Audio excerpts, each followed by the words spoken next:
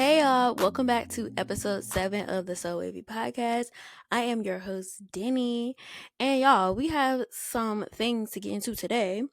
But before we do all of that stuff, make sure you guys are following and subscribe to the podcast on whatever podcast platform you're listening to me on. Also, if you would like to see the visual of this episode and every other episode of the podcast, you can head over to Denny Price TV. I have a whole playlist over there with the podcast episodes, the visuals for those, and some other cool content.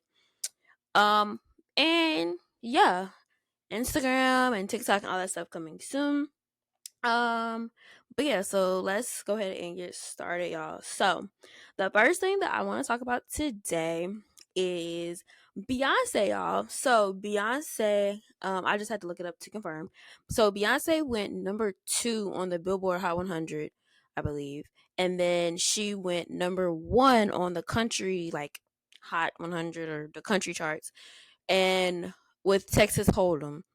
And so number 2 for Texas Hold'em on Billboard Hot 100, and then number 1 on the country charts for Texas Hold'em. And I think what's the other song? 16 Carriages was number 9 on the country. But I don't know what it was on Billboard. I think it was projected at like 40 something. So shout out to her. She's the first black woman to ever debut at number 1 on the country music charts. So period. Love that for her. Not a huge country fan. But shout out to her. I do like 16 Carriages better than Texas Hold'em. I just think 16 Carriages is such a beautiful song. I just love that song. So yeah, shout out to Beyonce. And we're gonna get into some more of the Beyonce stuff later on. So next, y'all know at the beginning of the show I do like some quick topics that I just go through. So these are those. So next I want to talk about Kanye's album getting like sabotaged or pulled. So if y'all don't know, I talked about Kanye's album. I still have not listened to it, y'all, because it's not even on the platforms like that anymore. So I think the last episode it had released. But y'all know it was supposed to have been released last year sometime and just never did. Y'all know how Kanye do. He just drop it. I didn't even know when it was coming out. But he was actually like his album went number 1 on the charts, and he had an entry for Hot 100 too. But he was number 1, number 2. I can't remember, but he was up there. But he got his songs taken down from Apple Music, I believe. Something with some business and something, I don't know, y'all. And then I think he got his music taken off of Spotify as well. I don't know if it's back up yet. Like I said, I haven't listened to the album. But I'm gonna get around to it. I'm going to. But yeah, y'all, like I'm not like surprised, honestly, because Kanye has kind of done a lot of different things and people are kind of like some people still rock with him and some people is just like no, not really. Y'all know what I say. I'm here for the music. So whatever. I like Kanye's music. He's one of the best, honestly. So yeah, that's very unfortunate. So people were saying he is sabotaged because I think they pulled the music and then like put it back and it messed up like the Billboard and the rankings and all that stuff. But I do believe he still had the number 1 album, um, hip hop album, and I think he sold 130K first week, I believe, something like that. So yeah, what do y'all think? Do y'all think that Kanye is getting sabotaged? Do you think Kanye is blackballed? Do you think that he deserves this? Like, what do you guys take and think from this? It's always so much going on and so much behind the scenes and so much things that we're not privy to. So I can't really speak if I feel like he was sabotaged. Um, but I will say there are people out there that be really out to get you for real, like, or really be trying to stop what you got going on. And people have their own personal reasons for doing stuff like that. But I don't know, y'all. Have y'all listened to Vultures yet? What do you guys think about it? Like I said, I haven't gotten around to listening to it yet, but I really, really need to, y'all. I keep forgetting about it. So, yes, you know. So speaking of music, I had wrote this question down, and I said, "How do well, I said it as how do I think music is going so far this year. But I'm asking you guys, how do you think music is going this year? So we'll niche this down a bit to hip hop and R&B music. So y'all know last year was like one of the lowest years of rap in general. Like it was down like 40%.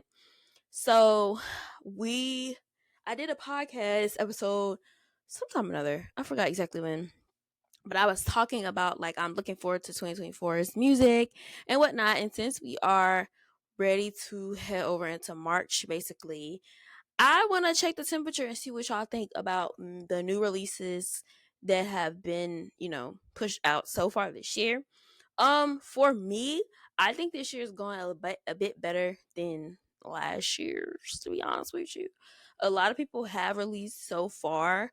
So you got Beyonce releasing, you got Kanye release, Meg release, Glorilla release, Lotto release, Ice Spice release. Let me see. Let me go to like the new music. Who else? Usher has released this year, and I'm trying to see my new music mix on Apple. Let's see. Coil Ray has released this year. Like I said, Beyonce.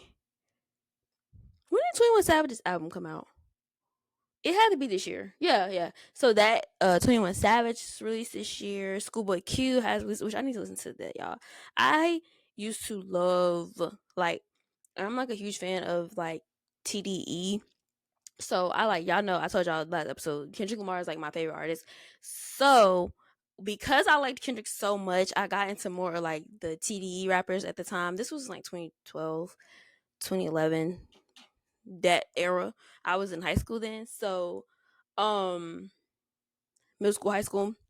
So I listened to Schoolboy Q, I listened to Ab Soul, I listened to J Rock, like all of them. But I haven't been listening to them here lately, honestly. But I know Schoolboy Q did release, which I need to add that so I can check that out. Let's see. West Side Gun and Conway release. Is that this year? I know this is newer because I like I told y'all, I just now discovered West Side Gun. So yeah, so they released. So it's been a lot of music being pushed out this first quarter, which most of the time it is. Oh, I found a new artist I like, y'all. La Russell, La Russell. Um, so I've been listening to his music, his song with a big hit. I like that song. Let me see what that's called. What is that song called? I think it's another one. Is it another one? Let me see. Cause he released a whole like compilation album with, not compilation. Well, whatever. Like a combined album with Hit Boy. Which I don't think is being released all the way yet. No, I don't think. Yeah. So another one, Lil Russell, Hit Boy, and Big Hit. So I've been listening to that as well. So far, honestly, I've been liking the music that has been released so far. So we have to just kind of wait and see what happens next. I'm waiting on a few artists to actually release this year. Um, I hope, like I said, I think I did the podcast like earlier in the year, but I forgot who I said. I want Summer Walker to release some more music this year. Who else did I say? I would love to hear some more music from Janae Aiko, y'all. She hadn't put out a ton like an album in a while. Let me see who else. Who else? Loki, I will actually be here for Nicki releasing more music this year. I know she's like going on tour and stuff, and I do want to see how this country era for Beyonce plays out this year as well. So I'm excited. Like I think so far it's been doing what it needs to do. Like you got really, to be honest with you, you got a lot of your like heavy hitters, like your legends, like your people that really bringing numbers releasing this year so far. So you got like your Kanye's, y'all know he gonna bring numbers. You got your Beyonce's, you know she is going to bring your numbers as well. Nicki released at the end of last year, so we'll see. Um, So yeah, I think music is going okay this year. Like I said, a lot of releases, and it's only ready to be March, so that's a good sign. Hopefully, people continue to release music, and it just gets better and better. So segueing how I feel about music, and I already kind of touched on this a little bit. I'm gonna talk about some of the music that I have been listening to this week, or that I have on repeat, which I'm gonna try to do this every week.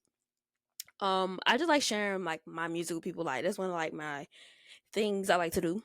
I don't know why. I just like it. Like I literally have a whole series on my YouTube channel, Dating Price TV, about me like telling y'all songs that you gotta listen to, which I have more episodes of that coming very soon.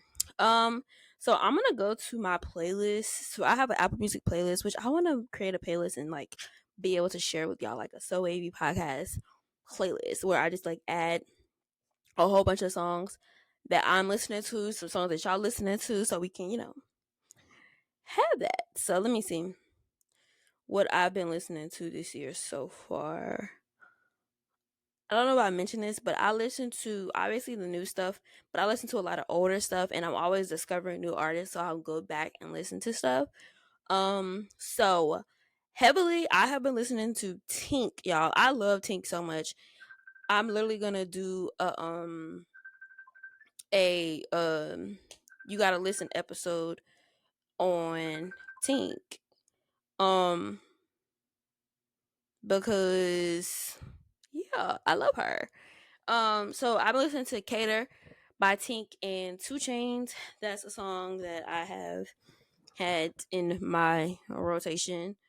This song came out like last year, but I don't know why I did not listen to it then. I don't know. I've been listening to some Blast. I found this song with him and Eric Bellinger. I think that's how you say his name. Bellinger. Can I? So I've been listening to that. I've been listening to Yeah Glow by Glorilla.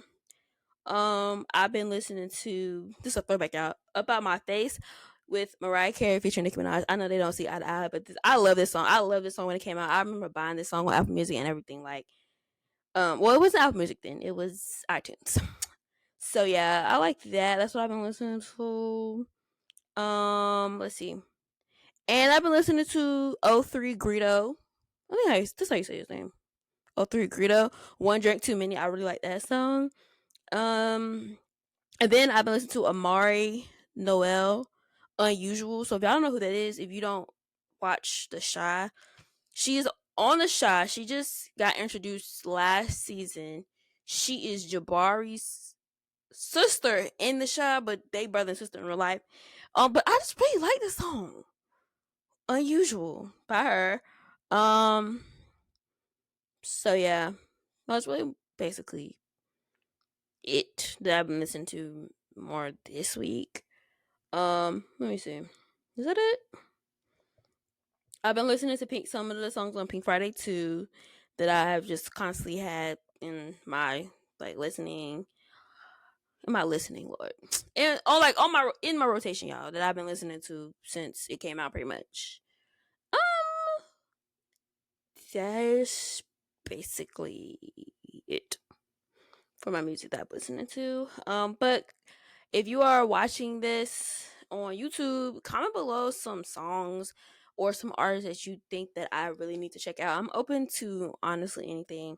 I like finding new artists and discovering new music. So yeah. All right, y'all. So going into some TV stuff. Um, so there has been snippets of the Michael Jackson movie that they're working on come out. Well, not snippets, like uh photographs of like the people. So if y'all don't know, they're doing like a Michael Jackson like biopic movie, pretty much. Y'all know it's been like 4 or 5 of them, but it's never really been a real one and a true one, and one that's really, you know. Y'all always know the one that people always talk about is the one with Flex Alexander when he was Michael Jackson. That movie is hilarious to me. And I used to watch it when I was like younger. And it just never dawned on me that why did they do that? And when I watch it now in my like older years, I'm like, why would they do that? Why would they do that? It's a classic though. It's a classic. But his girl, not his grandson, his nephew Jafar Jackson, which is his brother Jermaine Jackson's son, I think his youngest son. He is playing Michael Jackson in it. Um, so he looks a lot like him. Y'all know them Jackson genes is strong. All of them look alike. So he's playing Michael Jackson. I think like the obviously the adult Michael Jackson, but I think he's playing like the older Michael Jackson too, if I'm not mistaken. Cause y'all know a lot of times in these movies they cast like three different people. Um, so yeah, we're gonna see how this one kind of compares to I guess y'all know the Jackson Family movie that they had, which I really love. That's one of my favorite movies. I love that movie, y'all. I used to be so obsessed with the Jacksons for some reason. Like, I don't know what it was about them people. Like, obsessed. I just love them. I watched everything. I remember when they had a reality show after Michael had died. This was in what, like 2009, 2010. So the brothers had a show. I used to watch it on A&E. And then I remember Michael's nephews, which is uh Tito's sons, had a show too on A&E that I watched as well. So yeah, I'm tapped in with the Jacksons. So I already know who Jafar was. As I said, I knew everything about the Jacksons for some reason. I don't know, y'all. Literally, when I was little, when I used to go to my dad's house on the weekends and stuff, all I would do is sit in his room, watch his TV, because my daddy had like all the channels. So I used to watch MTV Jams all day while I was there. And I used to watch the music videos and look up just celebrity stuff and just music. That's kind of where I guess my love for stuff like this comes from, is excuse me, those years. So yeah, so anyway, so Jafar is playing Michael in it. He looks a lot like him and he sounds a lot like him. I could not find the song, but it was all over TikTok, and it was a song, and it was Jafar, but he sounded just like Michael. It was crazy. I don't know if that's 100% real or not, but yeah. So yeah, and I think that Nia Long is playing Katherine Jackson, which at first I was like, they don't really look too much alike, but then when I saw them put like a picture side by side, I'm like, they do. They do look similar. I can see it. I can see it. So I think we're supposed to get the movie in 2025, and I'm gonna be right up at the theaters to see it, cause I don't play by Michael, and I'm really interested to see like how they do it. And people were comparing like Michael Jackson's bio movie to Bob Marley's. If y'all don't know Bob Marley's like bio, I call them biopics, but y'all know his biopic was released on uh Valentine's Day, and it's getting mixed reviews from some people. A lot of people that are kind of upset about it are really the like Jamaicans, because I seen quite a bit of TikToks about like how they represented the culture and stuff. So that was kind of their issue in it. But people that are not Jamaican and that are just more so American, and some people that are Jamaican really liked it. They just wish people. One of the things I saw also was people wanted more. They wanted more of the story, and because y'all know Bob had like a lot of kids, a lot of side chicks, and he was married. It was just a lot, but they did not get one of the Marleys to play Bob Marley in the movie, because I think one of his sons or a couple of his sons were like over the movie, like really like hands on. I think Ziggy, and people were upset that Ziggy didn't like cast Skip Marley, which is one of Bob Marley's grandsons. So I don't know, y'all. Some people was like, because I think he skipped audition, but some people was like, well, if you're not a trained actor, it's kind of hard to think that you're gonna be in a movie. And they was like, well, he can get lessons. And then somebody was comparing it to like Ice Cube's son playing him in Straight Outta Compton, and then um Little Meech playing Big Meech and being meth. And it was like, well, 50 Cent got him lessons and all that stuff. So yeah, so people were comparing that Bob Marley's biopic with them not picking somebody in the family to play Bob Marley, because they say Skip looks a lot like him, which he really do. And they say he sounds a lot like him too, which he kind of does. So I get what people are saying. So people are like, yes, like they happy that it's, one of Michael Jackson's nephews or whatever. So I'm excited to see. Like I said, y'all, I will be there when it come out. So speaking of just shows and things that have recently been released, I talked about it the other week, but the Vince Staples show was released on February 15th, and I love it, y'all. I love it. It was 5 episodes, and each episode was like maybe 30 minutes each, or so, and I really liked it. Like, I'm one of those people, like, I live for the dry humor of things. Like, I laugh at stuff like that. Like, I laugh at everything, honestly. I'm just goofy like that. So a lot of things do make me laugh, and a lot of things make me giggle. But I like that dry humor, like that sarcasm. Like, I think because that's how I am personally. But I really, really liked it. I haven't really seen many people give their review on it yet. Which was, when was that? So it's been about 5 days. Um, it's been about 5 days. So I think it's pretty good. I think the highest I saw it on Netflix was number 3 on the top 10 shows. But if you haven't watched it, go watch it. I would say right now, my favorite episode, hands down, out of the 5, was the family reunion episode. That was the one that made me laugh the most. And they had like a OJ Simpson reference in there, and I thought it was hilarious. So yeah, I really like the Vince Staples show. I give it a 10 out of 10. But if you're not a person that like is into that dry humor, sarcasm stuff, maybe don't watch it. People are kind of comparing it a little bit to Atlanta, but like the West Coast version of it. So if you don't like Atlanta and how they do, you might not like the Vince Staples show. But if you do like Atlanta, you might like the Vince Staples show. I would say give it a try, y'all. You know, support our Black creators. Like, that's what I do. Support our Black creators, because yeah, even if you maybe start watching, you don't like it, at least you try, and you try to support Vince. But yeah, I liked it. 10 out of 10 for me personally. Watch the whole thing. Um, but yeah, if you don't watch the whole thing, please just go watch the family reunion episode. I think that's episode 3. Yeah, 2 or 3, 2 or 3. Speaking of supporting Black creators, y'all, if y'all are not familiar with Kev on Stage, Kev on Stage is a social media. Well, he's actually, I said that he is a comedian for real, for real, but he's a social media comedian as well. I have been watching and following Kevin since like I probably was in middle school, high school, because he used to be with this group called the Playmakers, and they used to make like a lot of like church comedy things and skits and videos on YouTube all the time. And me being a church kid or whatever, I understand the lifestyle, so it's like hilarious to me.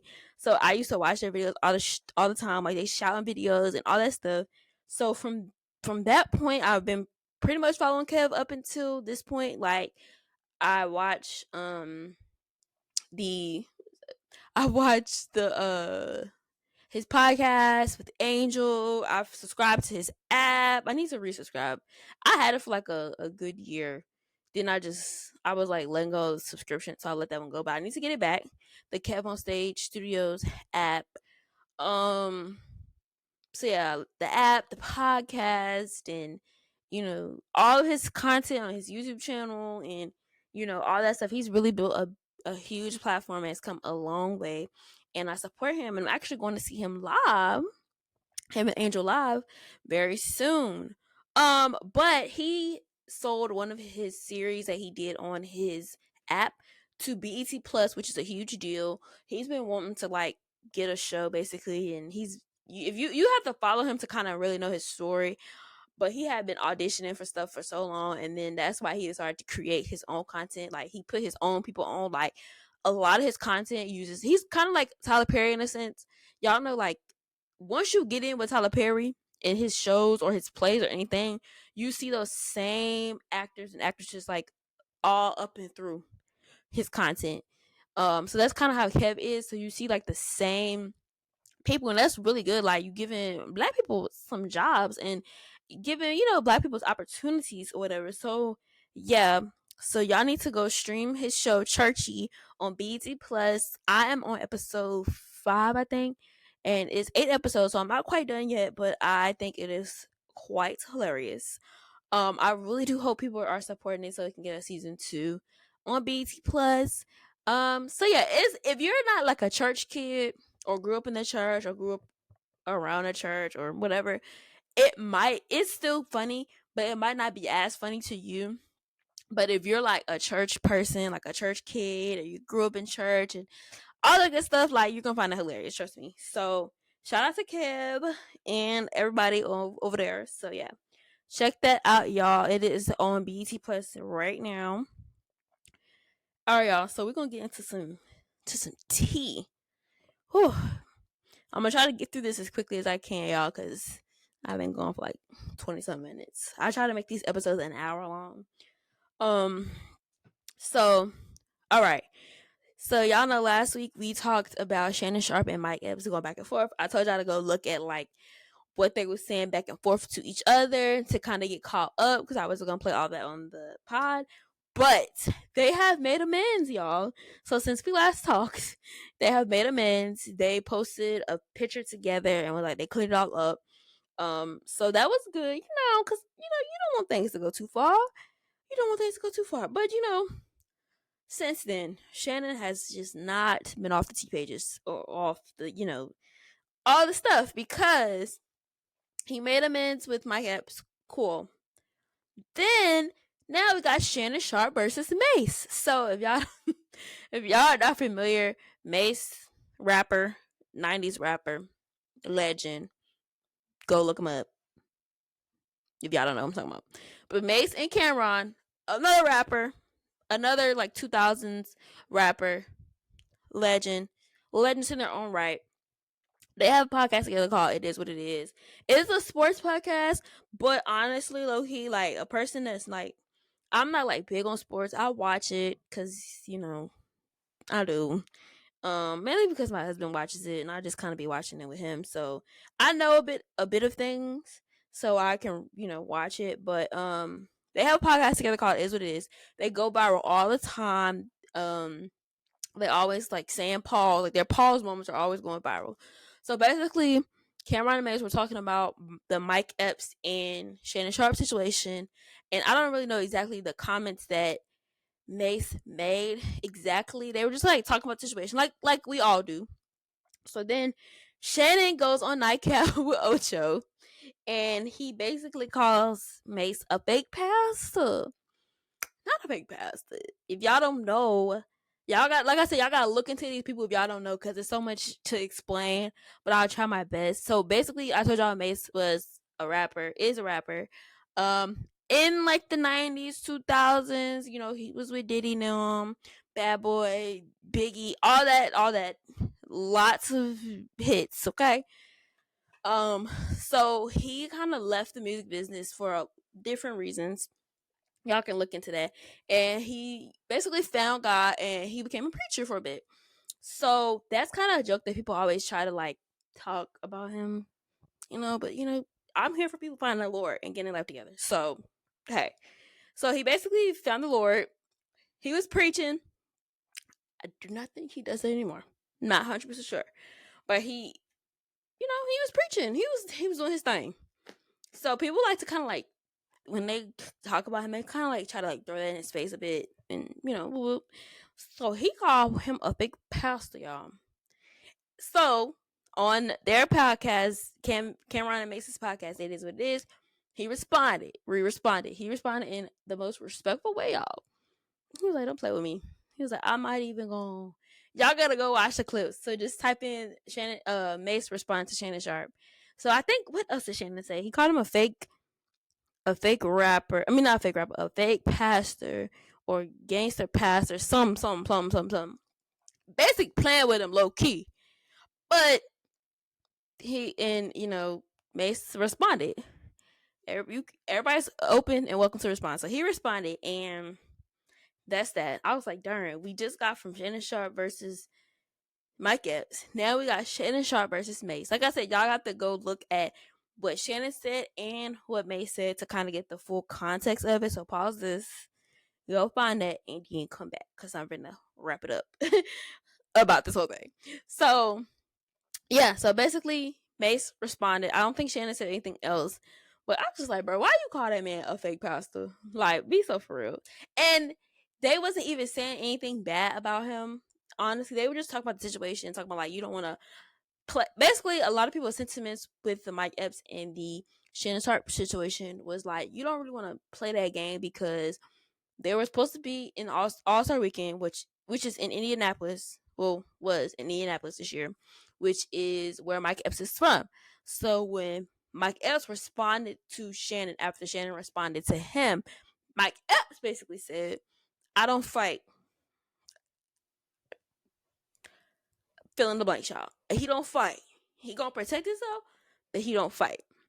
So people just like you don't want that. Like people were just saying like you don't want that to Everybody was hoping that they would kind of piece it up because nobody got time for that, which they did. So they were just commenting on that and giving their take, and then Shannon called him a fake pastor, and then Mace responded. So yeah, and we're still on Shannon Sharp because at this point it's Shannon Sharp versus everybody because now another comedian is out doing their stand up talking about Shannon Sharp. And insinuating that he is gay and all this stuff, which is none other than Eddie Griffin, which I really like Eddie Griffin, y'all. Personally, he's one of the funniest comedians to me. Personally, one of the comedians I find one of the funniest.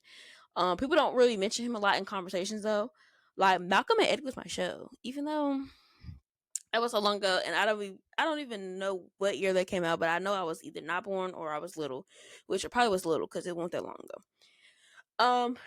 I like Eddie Griffin, and I got a chance to see him actually live a couple years ago. Funny.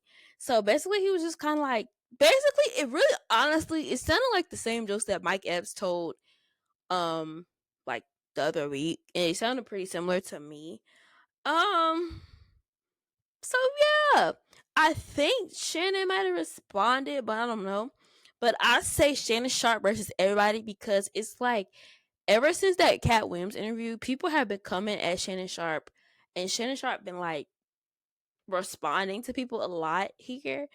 And I really just think that Cat Williams interview just opened up something when it comes to him and comedians for some reason, positive and negative, because some people are like, yeah, I'm gonna go sit with Shannon. Because literally, if y'all look, the last couple episodes of Club Shay Shay have been comedians. I think it was Cat Williams, and then I think he had Country Wayne on there, and he had Usher on there. That's like the only like artist. Everybody else has been comedians. He had Desi Banks. He's had Monique.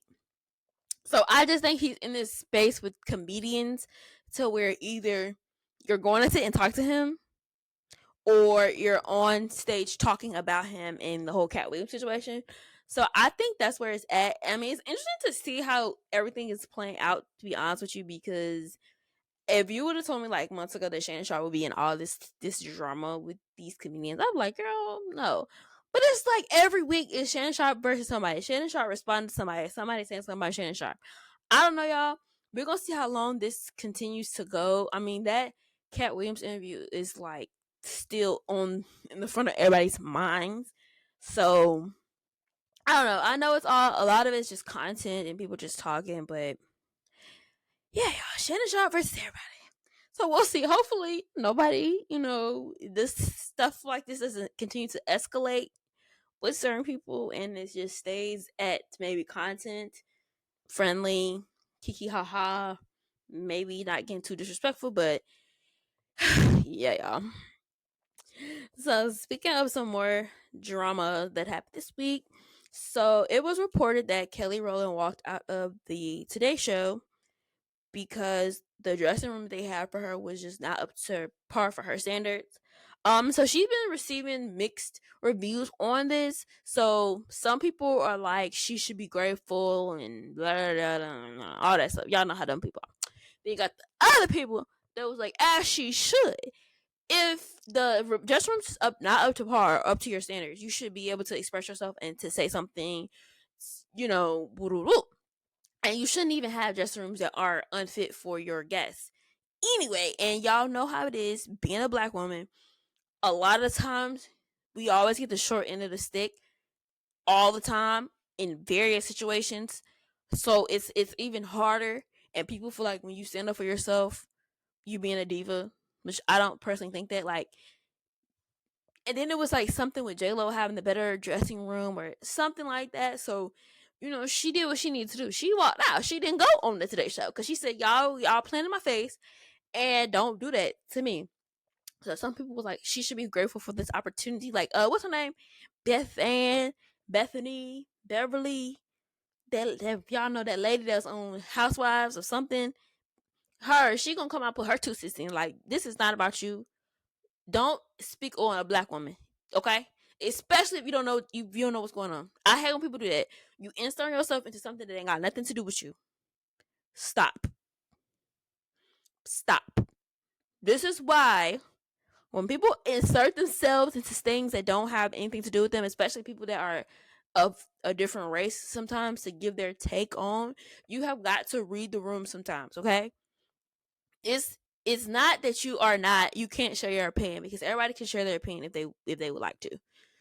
Your opinion, free speech, okay, cool. But when you start getting backlash and people coming at you for speaking on stuff that don't have anything to do with you or not affecting your particular community, and you are a person that's outside of the community trying to come into the community what they need to do or say, because she talking about some, basically she was like, Kelly needs to be grateful or something. Don't do Kelly Rowland like that, because she is the legend. So don't do her. She literally was in one of the best female like groups of all time. So don't even do her. Don't do her. And a lot of Kelly Rowland's like friends and coworkers have came out and said that she's like the most sweetest person ever. Like, I've never heard people say a negative thing about Kelly Rowland publicly. Like, you know, everybody always says that she's a sweet person, she's down to earth. And some people, I would say this, some people you can definitely see that they like have like an attitude, or like you could tell like they might not be the nicest, or they might, you know. But with Kelly Rowland, like, she's one of those people that I can see, you know, when people say she's like really down to earth, she's really sweet, she works well with others, like, I can see that. Like, nobody has ever said nothing bad about her. Obviously you're gonna have people that's not gonna like you, and, you know, people that are not gonna, you know, everybody not gonna like you, everybody not gonna think you're the sweetest, but I mean, for the most part, people say good things about her. So Marlon Wayans came out to say something about her and said, you know, when he worked with her, she was nothing but good. Like, she was not good, but she was nothing but like respectful to the staff and everybody. So they like, don't try to play her like she a diva. And if she a diva, she could be a diva if she want to be a diva. Like, I just think that it is unfortunate that black women have to always bite their tongues or not say anything just because of the perception that people get when you stand up for yourself. So I'm never gonna like sit here and say nothing bad about somebody standing up for themselves if that's what they feel like they need to do. She felt like she needs to walk out. She needs to walk out. And y'all, we don't know exactly the extent of what was going on. Like, we don't know if she said something and they kind of like give her a cold shoulder, or not trying to accommodate or try to help or try to fix or try to do whatever. So I just feel like if you got something to say, you can say that. Like I said, she felt like that. She's a talent. She's coming in to do the show. She's the guest. Like, you have to, you know, like I said, we don't know the conditions of the dressing room. We don't know all the specifics of it. But for Kelly Rowland to have been in this business for all these years, and for this to be the first time people say something bad about her, I mean, that goes to show you what type of person she is right there. Like, in 20 years, ain't nobody ever said nothing about you bad. And this is the first thing because you walked out as she should. Period. If it was not up to par, she can walk out. So speaking of Kelly Rowland, like I said, she's in one of the biggest groups of all time. And in that group, she was in a group with Beyonce, of course. So y'all know we talked about Beyonce and her songs going number one and stuff this year. So this songwriter, which I think this is the same lady. She is Cassie, the singer's best friend, or was her best friend, or something like that. So she came out basically on her Instagram, and I think it just went like viral a couple of days ago. But when I went to her Instagram and looked, she said this like weeks ago. But basically, she was talking about songwriters not getting their just due, or not getting the amount of like publishing from a song that they should. And she basically was calling out people that she worked with and how much they got in publishing and how much she got. And then she inserted Beyonce into it. So basically, she was saying that, there needs to be better rates and better things. And she feels like if she wrote the song 100%, she should get 100% of the publishing. If not 100%, most of the publishing. So she inserted Beyonce into it because she said Beyonce is kind of like basically, I would say she said Beyonce is like a gatekeeper in a sense. So people listen to her, and when she moves a certain way, they move a certain way. Like Beyonce say, we're not, I don't know, we're not wearing yellow anymore for whatever reasons. People like, we not wearing yellow because Beyonce we're not wearing yellow. She just feels like that she has enough pull to make real change within the music industry. So sat on this a couple days to kind of give my takes and what I feel. And I can see it from both sides, honestly. But I will say this. One, I think this is a sentiment that a lot of people have been sharing as well. I think that there definitely should be like a songwriters union or association to kind of help navigate and guide songwriters through certain processes when it comes to paperwork. Because this is the thing.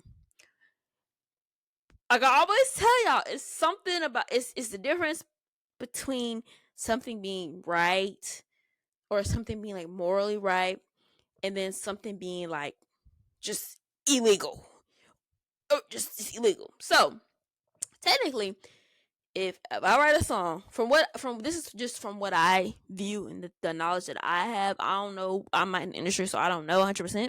But to me, when you write a song and you sell your song to said artist, you give your song to them. When it comes to the paperwork, I'm pretty sure you get the money for writing the song. Then, like, you get a check for writing that song when they buy it from you, and then the back end of stuff, like the publishing and all that stuff, I feel like that's in a contract. Correct me if I'm wrong, y'all. So when it's in a contract, it might say, um, such and such song. Okay, the said artist owns 85% of the song, and then in your contract, it's like you own 5% of the song, which is not, it's something, but it ain't a lot. But you sign it. You sign a legally binding document, and then maybe as you get more knowledge and as you continue to grow, you might regret signing that. Especially if a song just becomes a huge hit and it's just huge, you might be like, well, shoot, I really deserve more because I wrote the song. But you've already kind of sold your rights to the song in a sense, and you said that you was agreeing to this publishing. So I think the problem comes in is later down the line, a lot of people are just not like, a lot of people are just not reading contracts, or even if you are reading contracts at the time, you want to just get your money, like you want to get your foot in the door, or sometimes people don't want to say anything from fear of being blackballed, but that's the way that business works. And I heard somebody say, I was watching some video, there was like 90%, probably more than 90%, honestly, of the music business is business. It has business in the name. These people are not out here worried about your well-being, your bottom line. If you are able to pay your rent, feed your kids, do what you need to do, they worry about their portion, their take, and their money. And most of the time, a lot of this stuff is on paper and they have a paper trail for this stuff. So when you try to come out and say something, or you try to maybe sue, or you try to do this, and that, you get hit with, well, you signed this legally binding document. On top of people having NDAs as well. And in her video, she basically was using Beyonce as an example, but basically telling Beyonce she needs to be the one to make the changes. And she was like that she talked to other people that work for Beyonce, which, with Beyonce being a big artist as she is, of course she has NDAs in place for people that write for her, people that are part of her writing team, and all that stuff for various reasons. You protecting your bottom line. I understand that. Now, the part that it gets murky for me is, I get the legally binding contract, but I think I get that part, but I also get the other part of it. But like, you putting your heart and soul into songs and you're not getting money from it, or you're not getting a percentage that you want from it, and maybe if you speak up you get blackballed, or whatever the case may be. And I have sentiments toward that, and I do think if more people had some sympathy, or to be sensitive to people and not be as greedy, some of these things and problems that within the music industry wouldn't be there. But unfortunately, a lot of people are not like that, especially when it comes to people's businesses and bottom lines, because business is business. Like, I have that mentality. I have no idea. I have no idea where my podcast situation is going to take me. I have no idea where none of my content, everything is going to take me. I don't know where none of this is going to take me. But one of the things that I do know, and I told myself in my brain, business is business. These people do not care if you are eating at night. These people do not care if you have enough money to feed your kids or to pay your rent, or whatever. Business is business. If I'm selling a song and I sell a song and I said I'm getting 5% of that publishing, I signed that contract, that thing get notarized and all that good stuff. That's a legally binding contract. I can't get mad. I could get upset, like, darn, maybe I should have fought more. Maybe, the standards and what the standards in the music industry are should be different. It should change. But at the end of the day, business is business. And once you learn that, there's no emotion in business. For some people, and I'm not gonna sit here and say that everybody is business and business only. Some people do have an emotional side, or more like their morals don't allow them to take from people, or take bigger percentages, or more than they think they deserve, or more than they should. And some people will be sympathetic, especially people that have money, that are already well off. Like, some people might be like, well, you know what, you can take this much of the publishing of this song. You know what, you can take this. But some people are like, no, business is business. And a lot of times people always like to blame the artist for things, um which the artists do have pull, and they are able to correct and state their opinion. But a lot of the times, y'all's favorite artists are on these deals, these 360 deals. They got managers, they got record people, like executives, just people that are like, you really, like, to be honest with you, you're really not even working with the artist for real. You're working with the people that is behind, people that's in front of the artist, beside the artist, behind the artist. Those people and those entities, because they have contracts with these artists. They have legally binding documents with these artists as well. So some artists is like, I'm getting my money, I'm getting my bottom line. We doing this, and this. If you got good people that's good and there to negotiate for you, more than likely you're gonna get more than you were gonna get, or more than they were gonna give you. Like, it's really about who you have next to you. And a lot of times these songwriters and stuff, it's just them. Or they might have, business, other people that's with them, but a lot of times it's them, and it's easy to get taken advantage of if you don't know. That's why people were like, there needs to be a union, some sort of union or something in place to help guide these songwriters when they go through these processes, to make it, better, and make it just, a more seamless process. But I'm in the mindset, like, I'm not naive. I know business is business. Some people do have that, like, humanity side, that humane side, that moral side, that is like, I can't take this money, or like, I'll give them more. Some people it's strictly business, and I think it's a hard pill for a lot of people to swallow and to really get, because it took me a while to just understand that concept. Like it could be your closest people to you. Business is business. A lot of people are out for themselves and themselves only. They not worried about if your kids gonna eat. They worry about if their kids gonna eat. Which you can't really, you gotta respect it either way, like both sides, I think. So I definitely get the issue on both sides. Um, I just want people to get what they deserve, get, the money they deserve, and I want everybody to eat and everybody to just be happy and get their coins. Like that's all I want. So that's kind of been one of the big things that's been going on social media. So how do y'all feel about Tiffany Red's stance and her video? If you haven't seen her video, you can literally go on any like T page, but you can go on her Instagram and look at it. And a lot of people are calling out Beyonce. A lot of people are defending Beyonce. So it really just kind of how, like, however you feel about it. Like, I'm a person, I've learned sometimes when some people are gonna have an opinion that they see other people have, and they're gonna just regurgitate everything else that other people say. And then you got other people that do the same thing, but like the flip side. And then you have people like me. I really pride myself on having my own opinion, and formulated my own opinion. So I like to see and hear from both sides, what both sides are saying. Like, I'm a person, most of the time I can understand both sides and kind of give my unbiased opinion.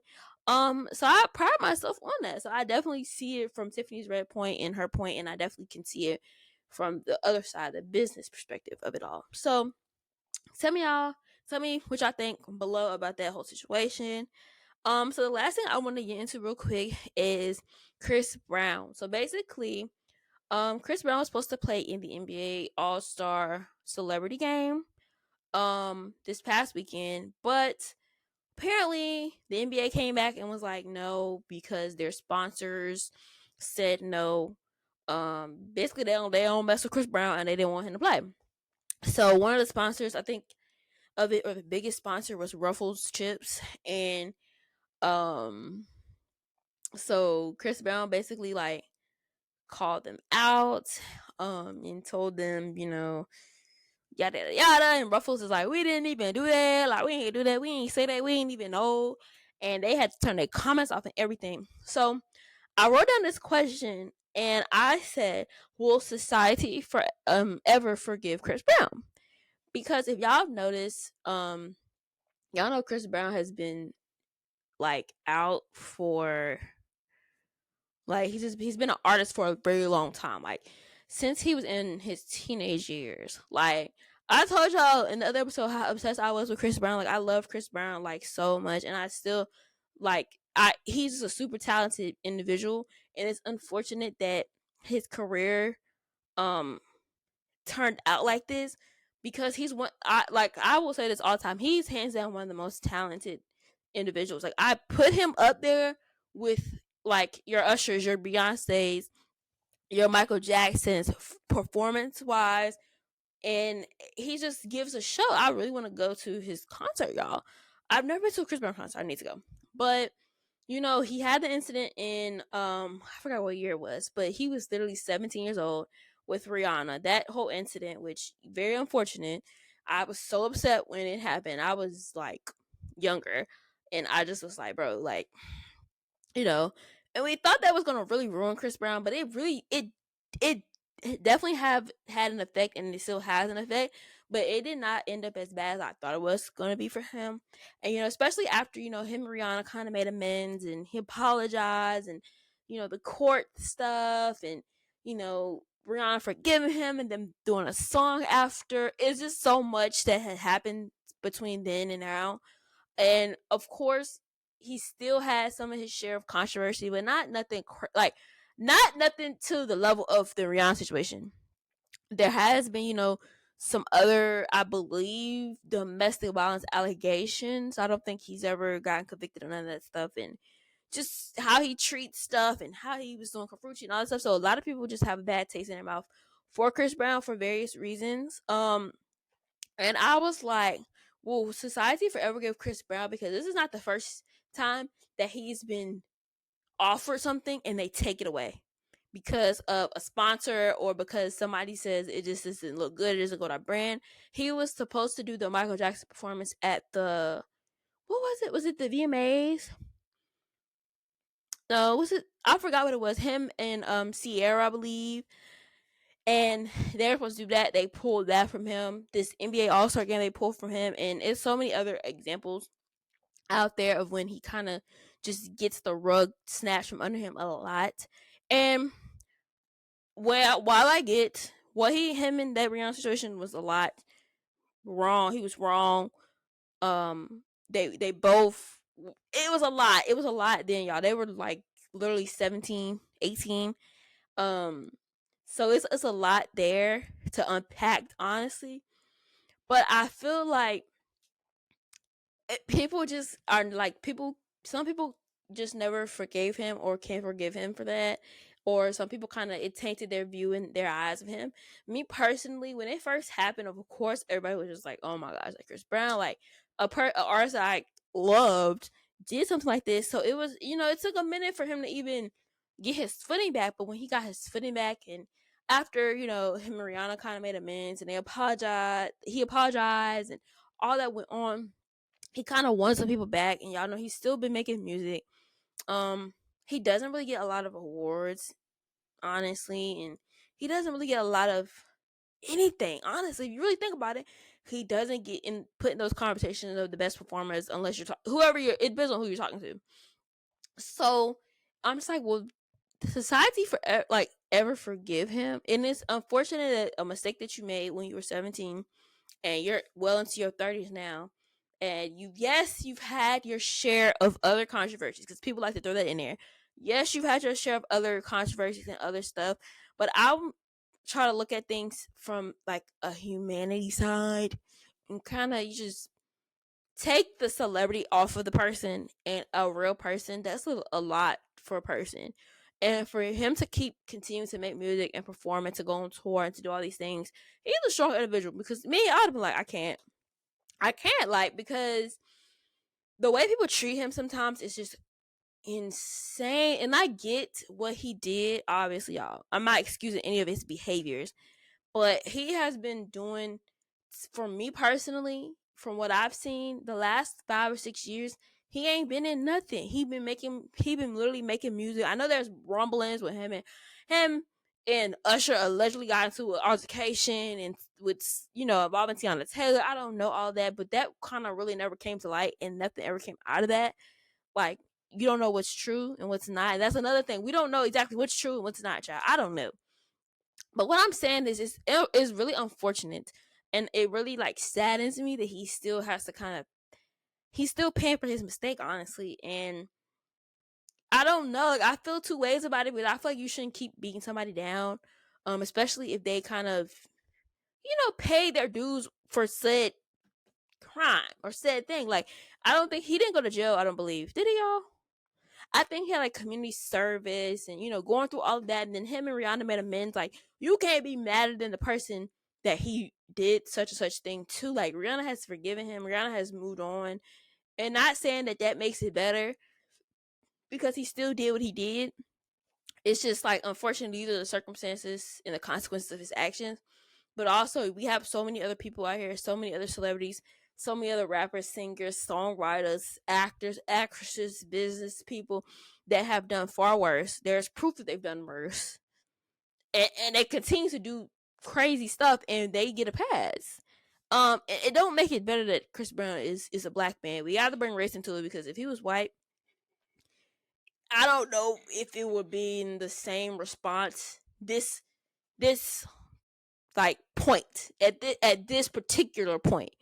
Obviously, there's always going to be people that there are always going to be people that are not fooling with Chris Brown just because, a lot of people have forgiven him, but a lot of people haven't. But it's like he seems to keep running into these roadblocks, and it's really sad, especially when if you're trying to heal and trying to grow as a person, and like you acknowledge what you did. Like, it ain't. I'm not. he did it, y'all. Like it was done. It was a lot with that situation, so it was done, and all the other things he did, like it's not excluding his behavior or anything, but I just do think it's unfortunate and sad. And he's such a talented person. Like he can sing, he can dance, he can rap, he can play basketball really good. They say that Chris Brown can play basketball like extremely well. Like a lot of people say that. So I hope that one day society is able to get to a place where they forgive Chris Brown and he can get his flowers for the artist that he is and the performer that he is. But only time will tell. So I want y'all to tell me what y'all think about the whole situation with Chris Brown. Do you ever think society as a whole forgive him? Do you think he's facing any backlash to you? Or do you think people are right for kind of snubbing him and kind of pushing him to the side? Or do you think it's wrong? Like, what do you think? I'm always here for open for opinions, as long as everybody's being respectful to everybody and like sharing your sentiments. I'm good with that. But that is all I have for this episode. It wasn't really a heavy news week, honestly, because at first I was like, I don't know what I'm gonna talk about, y'all, but I pulled it together. I got some topics and some think pieces. So yeah, I think that's all I have for this episode. I went longer than I intended, but thank you guys for watching and supporting me so far. I have a lot of things I want to do with this podcast. A lot of different things I want to do just in general with my content. So y'all keep following, keep supporting. Every episode I'm gonna get better. As the podcast continues, I'm going to get better. This is only episode 7 and I've been consistent since I started. So I'm very proud and happy. Be sure to subscribe and follow the podcast on whatever podcast platform you are listening to me on so you can get all of the episodes. Also, if you want to see the visuals of this episode or you want to support my other content, you can head over to my YouTube channel, which is Denny Price TV. I also have a personal YouTube channel where I do vlogs, lifestyle stuff, and all that stuff, which is Life of Denny. All of my stuff will always be linked together, so you'll be able to find everything involving me. So yeah, I hope you guys enjoyed this week's episode, and I will see you guys in the next one.